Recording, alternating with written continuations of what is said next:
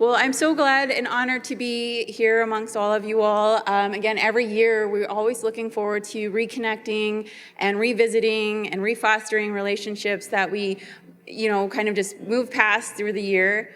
Every year it feels like it just comes quickly. Again, now we're planning for a 2024 IAC annual conference, but really excited about this convening.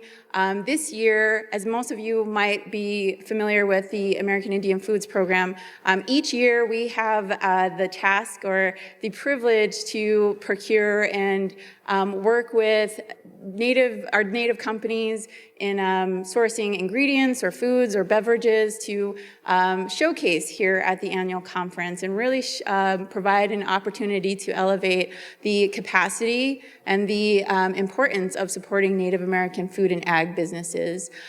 This year, we're super excited that we were able to source from more than 20 companies, which is huge, a huge growth from previous years, and that just shows how much opportunity is available out there.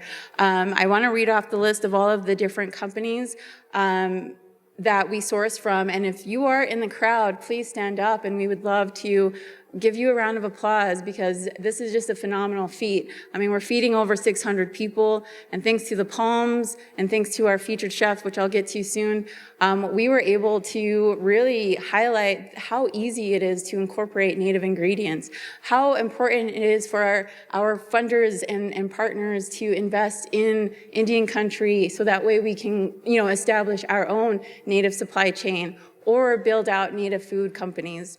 But here are the list of people we sourced from, or companies. Muskogee Creek Nation from Loop Square, Cheyenne River Buffalo Company, Ramona Farms, Bow and Arrow, Spirit Lake Farms, Takabe, Red Lake Nation Foods, Passamaquoddy Blueberry Company, Yakima Farms, Wahpepah's Kitchen, Seika Hills, California Indian Museum and Cultural Center, also Acorn Bites, Iowa Bee Farms, Golden Eagle, Tamelpec Farms, Choctaw Nation, Lower Brule Farms, or Lakota Popcorn, Blue Corn Custom Designs, Bedre Chocolate, Ogapa Coffee, Cat Spring Tea, Sacred Bev, and Morning Light Kombucha. So if you're all standing, I totally would love for you all to applaud our amazing companies.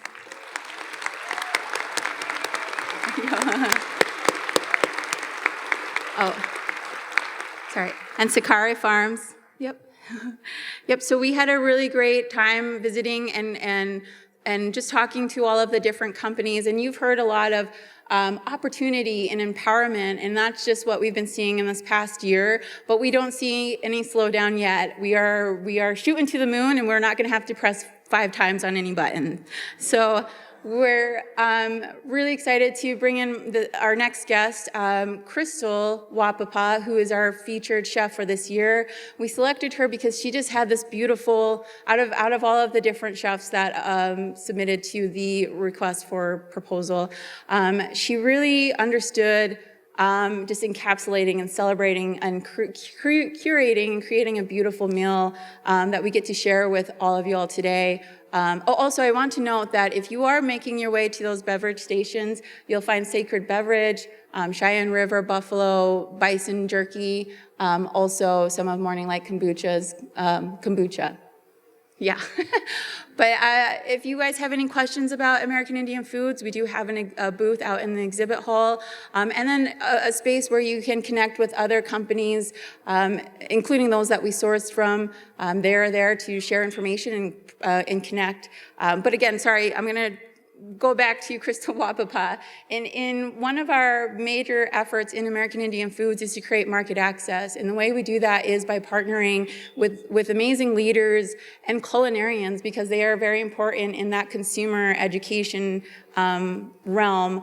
They really provide that, they definitely are our advocates. So again, Crystal was just amazing with what she had proposed. So I would love to bring her out. Crystal Wahpepah, y'all.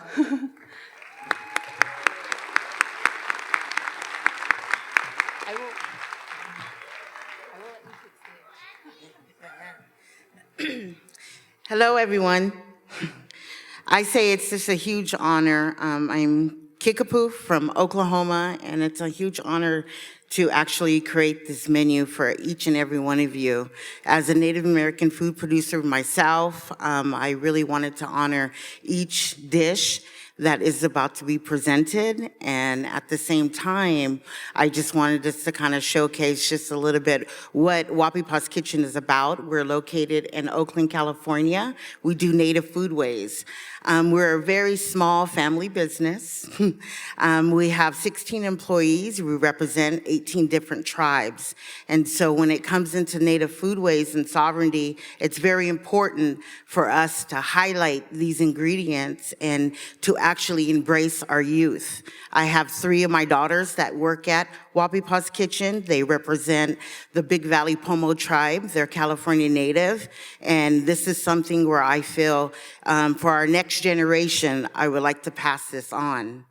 At the same time, if you can see a little photos right here, we collaborated with Cultural Conservancy, which is in California, and this is where the Native Foodways takes place with all of our employees. They get to plant, and they get to harvest and have that special relationship. And at the same time, when we do have Native producers like Sakari Farms, Sika Hill, we get to actually have them touch, feel, and actually help create. And this is something where I feel that each and everyone should have that access. I always talk about it. It's a human right.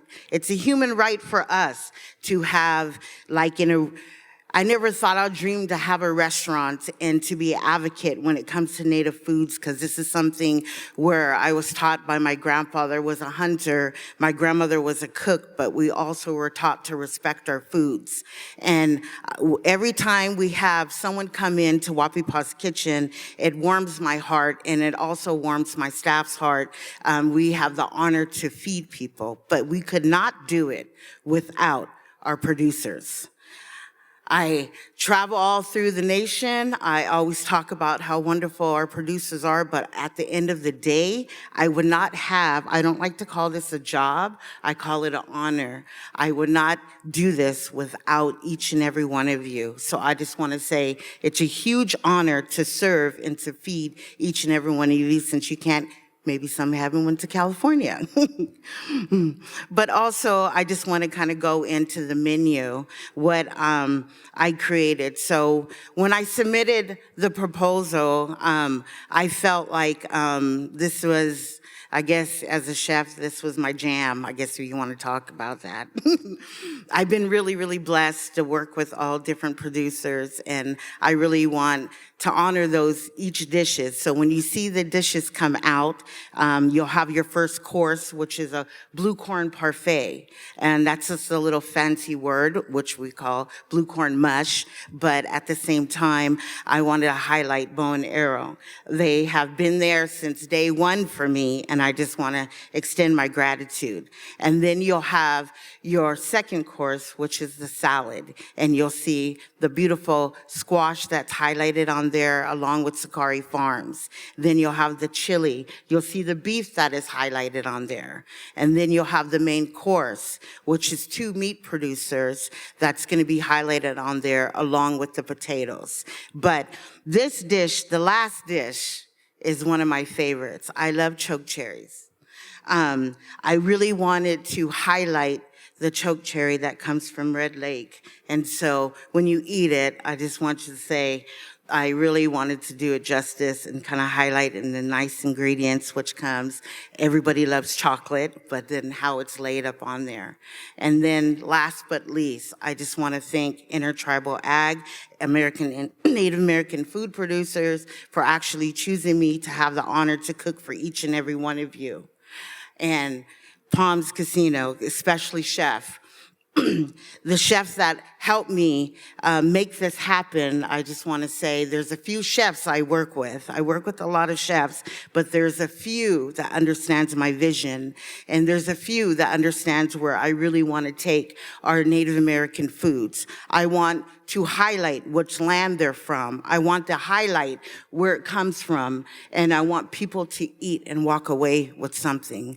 There's a saying, we're the future, ancestors. We're the future to this generation. I have 3 young daughters myself, and when we don't have those accessibilities when it comes into restaurants, catering, and the food, this is something that's going to be taken away and it's going to dwindle.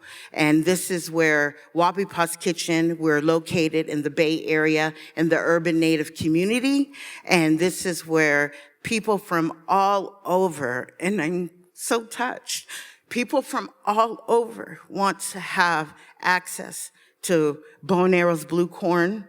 People that hasn't had, maybe left their home, hasn't had the chance to have a piece of cornbread, maybe like grandma made, or maybe even corn mush.